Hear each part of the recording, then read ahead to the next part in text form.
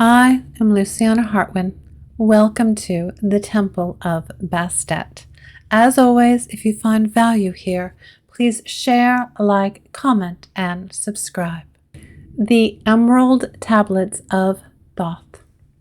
Before we dive into the mystery of the Emerald Tablets, we must first meet the one who supposedly wrote them, Thoth. Thoth was more than just a god. He was knowledge itself. The ancient Egyptians saw him as the divine scribe, the master of time, the keeper of secrets. With the head of an ibis and a quill in hand, he recorded the fates of men and gods alike. He was the inventor of writing, the measurer of the stars, the whisperer of forgotten truths. And like all great figures of myth, his legend did not stay bound to one culture. The Greeks, enamored with Egyptian wisdom, fused him with their own messenger of the gods, Hermes. Together they became thrice great Hermes, a name that would echo through alchemical texts and occult traditions for centuries. It is from this fusion of gods and ideas that the legend of the Emerald Tablets was born. But as with all great legends, there is more to the story than meets the eye. There is something irresistible about a book that doesn't exist. The Emerald Tablets of Thoth, a text so ancient, so powerful, that it supposedly predates the fall of Atlantis. It whispers secrets of immortality, of godhood, of a wisdom so vast it could reshape the world. But there's just one problem. The Emerald Tablets of Thoth are, in fact, probably a hoax. But what a deliciously strange hoax it is. Let's dig into it. Origins of Thoth. To understand the legend, we must first talk about Thoth. Picture him, an ibis-headed god, quill in hand, scribbling the story of the universe itself. He was the heart of wisdom, the divine scribe, the one who weighed the souls of the dead against the feather of truth. If any being in history were to leave behind cryptic, magical emerald tablets, surely it would be him. But the truth is, the emerald tablets do not come from ancient Egypt. Not really. The oldest mention of them doesn't appear on a temple wall or a crumbling papyrus, but in much, much later texts. Ones written in a time when magic and science were still wrestling for control of the human mind. The tablets appear.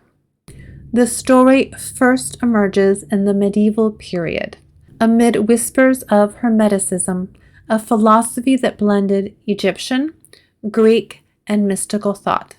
The tablets were supposedly written by thrice great Hermes, an almost mystical fusion of the Greek Hermes and the Egyptian Thoth. A book written by a god? Now that is marketing. This legend was catnip for alchemists, mystics, and those forever reaching for hidden knowledge. The most famous line from these so-called tablets: "As above, so below," a phrase that has outlived empires, hinting at the secret unity of all things. But where were these tablets? Who had seen them?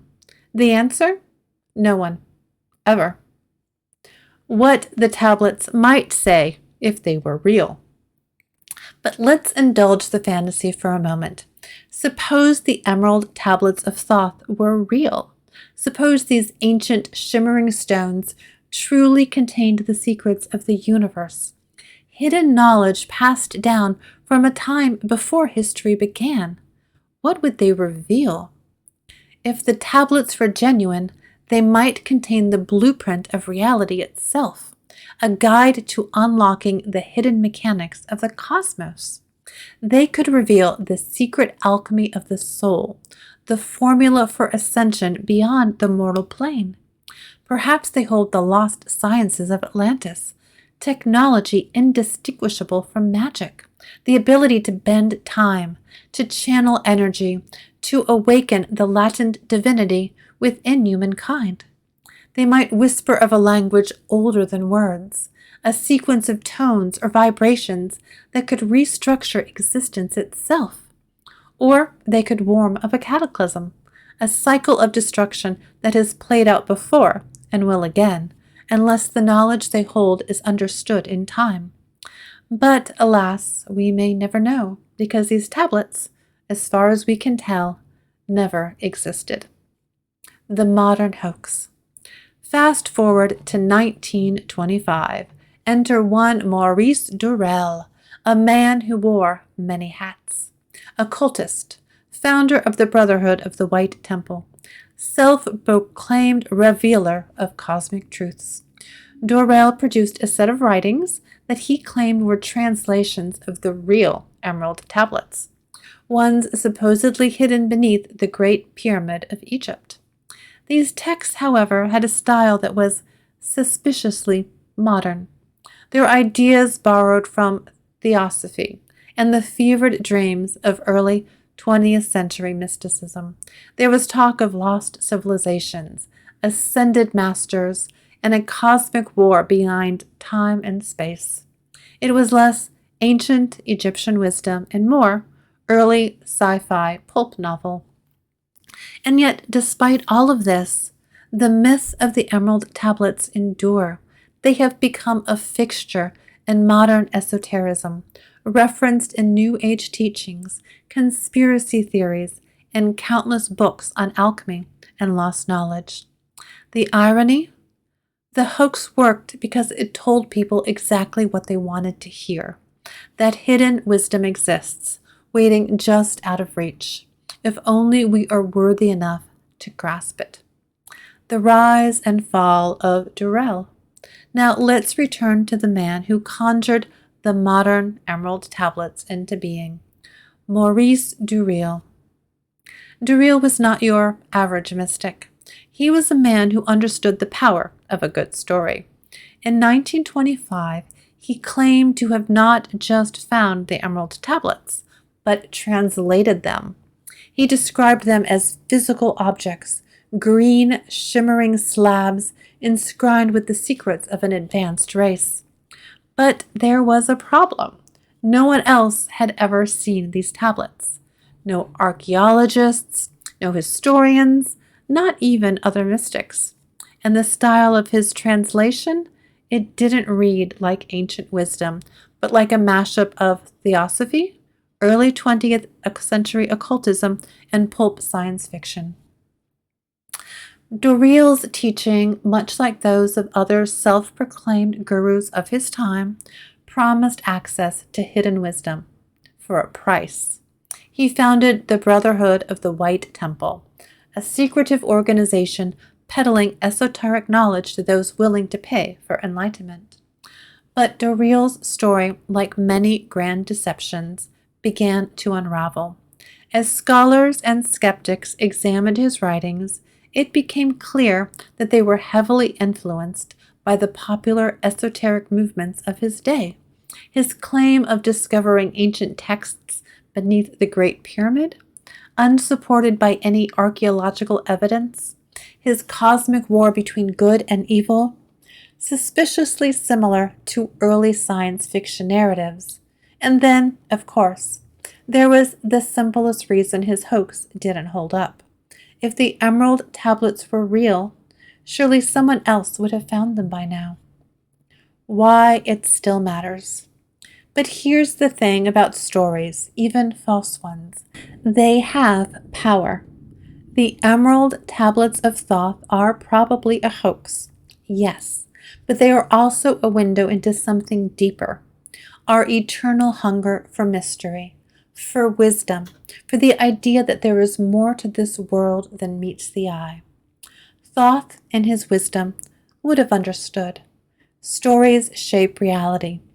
Belief turns fiction into myth into something more real than truth itself. And that is perhaps the greatest alchemy of all. The knowledge of Atlantis.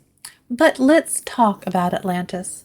Because if the Emerald Tablets were real, And if they truly predated the fall of that lost civilization, what kind of knowledge might they have preserved?